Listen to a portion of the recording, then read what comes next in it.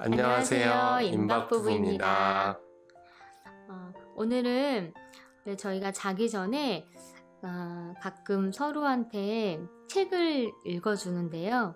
오늘은 임씨가 박씨에게 읽어줄 차례예요. 이요셉 지음 결혼을 배우다 라는 책인데 지인이 저희 결혼하고 초반에 선물해 주셨던 책입니다. 작가가 사진을 찍으시는 분이라 앞에 보시면 그림이 있고 중간중간 또 좋은 그림이 있더라고요. 오늘은 임씨가 읽어주는 책을 여러분들도 함께 들어보세요. 네, 오늘은 여기 페이지를 읽을 차례입니다. 나는 오늘도 너로 인해 좋다. 아래에 또 이렇게 써있네요. 이제 서로가 없는 세상을 살아가는 것이 도무지 꿈꾸어지지 않는다. 정말 그대의 반쪽이 되어가는 시간들인가 보다. 네, 그런 것 같습니다.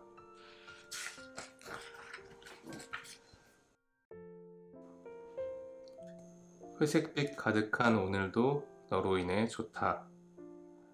일을 마치고 집으로 돌아와 현관문을 열어서 치는 순간 아내가 환한 얼굴로 나를 반겨주면 매우 감사하다. 감사한 것들이 많지만 나는 특별히 그런 날들이 감사하다. 그렇다고 아내가 평소에 환한 얼굴을 하지 않는다거나 반겨주지 않는다는 말은 아니다. 삶은 고해이다라는 말에 동의하며 살아가는 내게 아내의 환한 웃음은 그만큼 감사한 제목이 된다. 어제 환한 얼굴을 했다고 해서 오늘도 그럴 것이라 보장할 수 없고 오늘 행복하다고 해서 내일도 그럴 것이라 장담할 수 없는 것이 인생이기 때문이다. 회색빛 가득한 삶의 태도를 가지고 살아가지만 적어도 오늘은 감사가 가득한 날이다. 오늘 아침은 그저 지구의 자전과 공전으로 맞이한 것이 아니다. 파도의 경계를 삼으시는 하나님, 우주의 주인이신 하나님의 일하심을 따라 오늘을 맞는다. 그분의 성실하심을 따라 아침을 맞는다. 그냥 반복되는 아침이 아니라 주님이 내게 주신 선물 같은 하루이다. 그렇다면 오늘 내가 만난 환한 웃음 또한 주님이 주신 특별한 선물이다. 회색빛이 가득한 오늘도 모든 것이 감사할 따름이다. 환한 얼굴로 반겨주는 아내를 향해 나는 자랑스럽게 과자 봉지를 내밀었다. 아내는 과자를 받으며 말했다. 오빠는 항상 내 생각만 하는 것 같아. 나는 이 말이 좋았다. 사실이기 때문이다. 먹고 싶은 것이 별로 없는 아내에게 이런 종류로 점수 딸 기회는 흔하지 않다. 굳이 말해주지 않아도 내 마음은 여전한데 이런 격려의 말이 나를 기분 좋게 만든다. 우리 아버지의 마음도 이러하실까? 그 다음도 계속 읽어볼까요? 그러면은 박씨가 임씨에게 한번 읽어줘 볼까요? 원래 한 챕터씩 읽는데 운 좋게 되게 짧은 게 완성되셨네요. 이거 책 읽는 게 생각보다 쉽지 않네요. 나 약간 떨었어. 이 책은 작가가 연애하고 그 배우자분을 만나게 되고 또 결혼하는 과정과 결혼하고 가정생활을 꾸려나가는 그 내용을 직접 담으신 거예요. 그래서 이 책을 읽는 많은 신혼부부나 예비 부부들에게 결혼이 어떤 건지 좀 알려줄 수 있는 그런 좋은 지침이 되는 책입니다. 저희도 막 으쌰 하고 막 이랬다가도 서로 책을 읽어주면서 이렇게 마음을 가라앉히며 그런 추천할 만한 책인 것 같아요. 네네. 그럼 여기 이어서 한번 읽어주시겠어요? 얼핏 봤는데 네네. 여기는 챕터가 되게 기네요.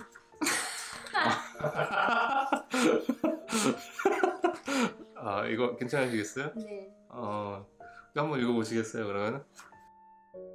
이 부분은 꼭 제가 읽어야 될 것 같네요. 네. 네. 자, 제가 이거 처음만 읽어도 돼요? 제가 하고 아니, 그냥 싶어요. 제가 하면 안 돼요? 나랑 결혼한 거 후회하지 않아? 나랑 결혼한 거 후회하지 않아? 연기하고 있는데도? 남자와 여자가 결혼해서 살아갈 때, 그리고 상대방과 다투고 갈등하기 전에 알아야 할 것들 중 하나가 인간관에 대한 부분이다. 물론 인간관보다 남녀의 차이와 성격, 기질의 다양성을 아는 것이 상대방을 대하는 데 있어서 훨씬 유리한 고지를 선점할 수 있을 것이다. 하지만 그것들보다 기초가 되어야 할 부분은 인간관이 아닐까 싶다. 결혼과 만남은 기본적으로 사람에 대한 이해가 있어야 하기 때문이다. 내가 가진 인간관은 몹시도 부정적이며 동시에 긍정적이다. 나는 사람을 믿지 않는다.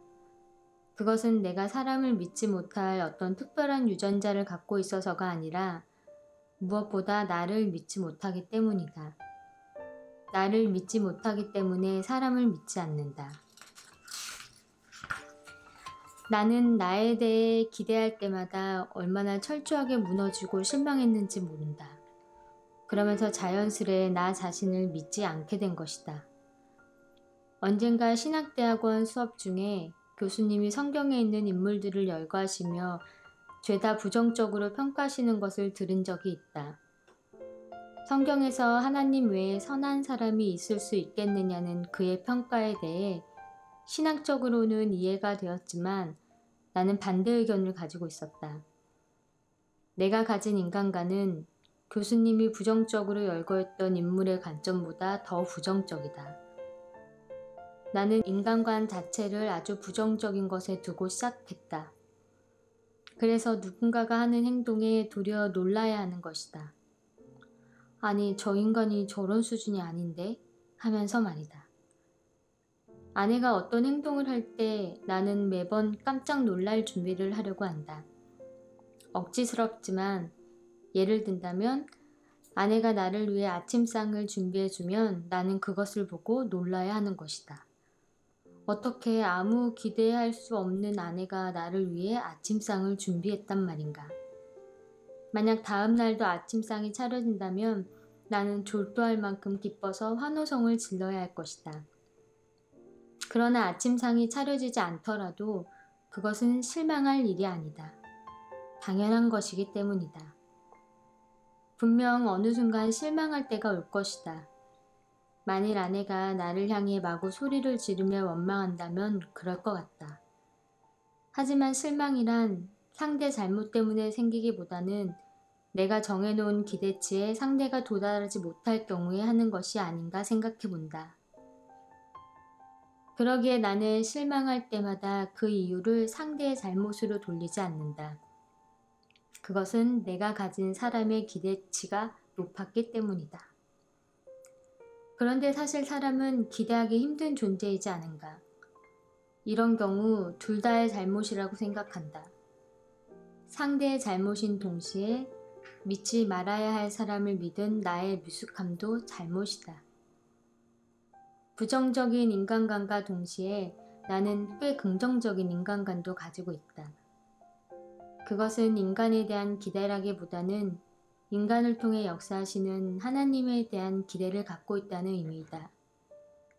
벌레 같은 나에게 하나님이 기름 부어주시면 능히 살아갈 수 있는 것처럼 말이다.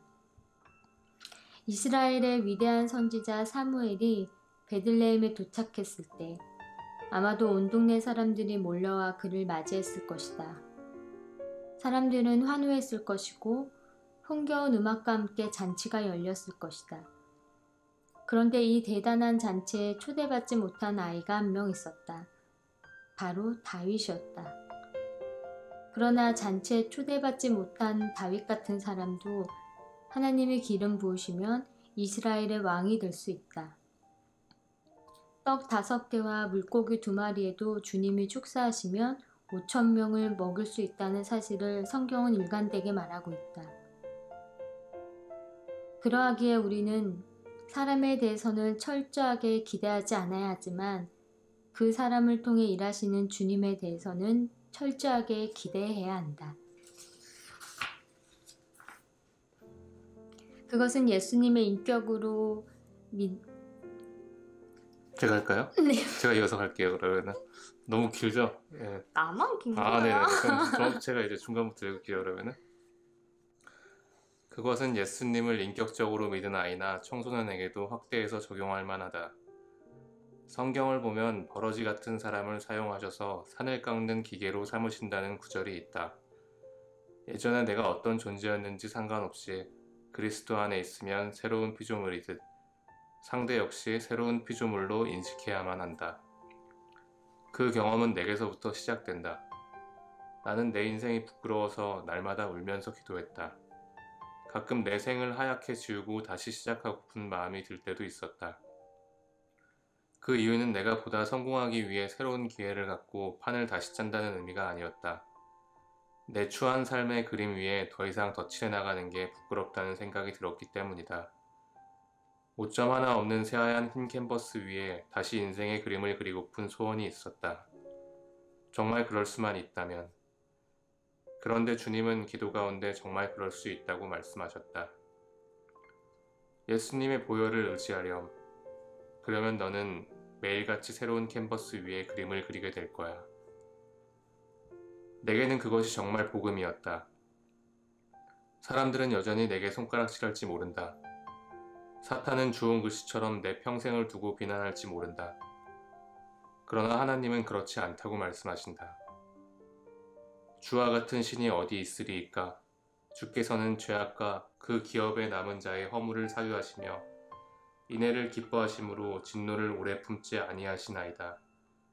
다시 우리를 불쌍히 여기셔서 우리의 죄악을 발로 밟으시고 우리의 모든 죄를 깊은 바다에 던지시리이다. 죄악을 보고 눈물을 흘리며 가슴치는 것보다 더 힘든 것은 그 모든 것을 덮고도 남을 주님의 보혈의 능력을 믿는 것이다. 내 감정을 믿는 것이 아니라 주님의 성품을 신뢰하는 것이다. 주님의 보혈은 값없지 않기에 주님이 우리를 위해 흘리신 보혈 한 방울이면 오늘을 살 수 있으며 세상의 그 누구도 살릴 수 있다. 그래서 내게 은혜로웠던 보혈의 능력이 그리스도 안에 있는 누구에게도 유효하다고 믿는 것이다. 여기 대사처럼 한번 해볼까요? 서로 주고받으면서. 며칠 전 아내에게 이런 말을 했다. 나랑 결혼한 거 후회하지 않아? 응? 어떤 후회? 예를 들면 갖고 싶은 것을 못 가진다는 것이나 경제적으로 안정적이지 않는 삶? 내가 뭘 갖고 싶은지 알고 묻는 거야? 아내가 웃으며 내게 물었다. 나는 오빠와 아이들과 함께 있는 이 시간을 가져서 행복해. 손에 잡히지 않는 행복을 말하는 아내의 대답을 통해 내게도 행복이 전해졌다. 나는 사랑이 무엇인지를 하나님께 자주 물었다. 사랑이 무엇일까? 일 중독자였던 내가 사랑을 이해하기란 쉽지 않은 일이었다. 그런데 이제 조금 사랑이 무엇인지 알 것 같다. 신혼 초에 아내와 함께 기도할 때 하나님은 내 마음에 이렇게 말씀해 주셨다. 명경이는 사랑이 많고 지혜로운 여자란다. 나는 하나님이 주신 마음으로 믿었다. 그리고 그 말을 마음 깊이 새겼다. 살아가다 보면 전혀 그렇지 않은 면도 만나게 된다. 당연한 말이지만 사람은 하나님 같지 않아서 한결같지 않다. 모든 인간은 수없이 흔들린다. 그런 아내를 보면서 나는 내 마음에 날마다 이렇게 기도했다. 하나님, 사랑이 많고 지혜로운 아내를 주셔서 감사합니다. 내 눈에 지혜롭지 않아 보이고 사랑이 없어 보일 때도 나는 그렇게 고백했다. 지금 내 눈에 보이는 모습으로 평가하거나 판단하지 않고 주님이 잘하게 하실 모습을 그리며 날마다 기도했다. 내 기도와 실제의 모습은 차이가 있었지만 나는 보이지 않는 것을 믿음의 눈으로 고백했으며 그 시선으로 보고 믿음으로 고백했다. 어느새 시간이 8년이나 흘렀다. 요즘 아내와 이야기를 나누다 보면 놀랄 때가 많다. 내 믿음에 아내가 의지하는 게 아니라 이제 아내의 믿음에 내가 의지하는 것은 아닐까 하고 말이다. 앞으로도 수없이 흔들리겠지만 그렇게 서로에게 의지하며 살아가는 것. 그 사랑의 작은 한 부분을 알아가게 된다. 시간이 흘러도 둘 사이에는 관점의 차이가 있다. 그러나 우리에게 문제가 있다는 것이 더 이상 문제가 되지 않는다. 도리어 문제가 없는 것이 문제이다. 고민 없이 살아가는 것이 아니라, 문제 없이 살아가는 것이 아니라 고민과 문제를 끌어안고 살아가는 것이 인생이지 않은가. 인생에 대해서는 철저하게 기대하지 않아야 하지만 그 인생을 통해 일하실 주님에 대해서는 철저하게 기대해야 한다. 믿음은 지금 내 눈에 보이는 것으로 말하는 것이 아니기 때문이다.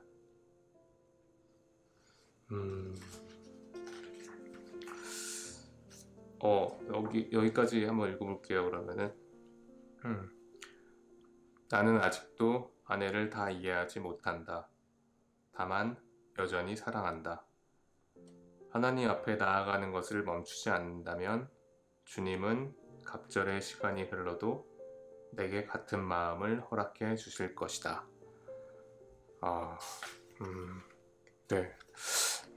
다 읽어드리면 안 되니까 이거는 저희가 읽어보고 저희도 이제 한 반 정도 읽은 것 같은데 추천드립니다. 결혼을 배우다 이요셉 작가님의 책이고요. 책을 이렇게 한번 읽어봤는데 생각보다 쉽지 않네요. 저만 떨었어요? 약간 떨어진 것 같은데? 네, 지금 사실 눈이 좀 안 보여가지고. 다음부터는 저희가 안경을 끼고 하겠습니다. 네. 앞으로도 좀 좋은 책 있으면은 저희가 소개해드리도록 하겠습니다. 네. 자, 그러면은 인사할까요? 네. 굿나잇 인사를 해야 되는 건가? 언제 올지 모르는데. 아무튼 또 다음 편은 또 언제 나올지 몰라요. 이게 저희 또 오랜만에 올린 거니까, 그쵸? 다들 건강하게 계시고 다음에 또 저희도 건강하게 다시 인사드릴게요. 하나, 둘, 셋. 안녕히 계세요. 안녕. 하나, 둘, 셋. 맞춰서 해야지. 하나, 둘, 셋.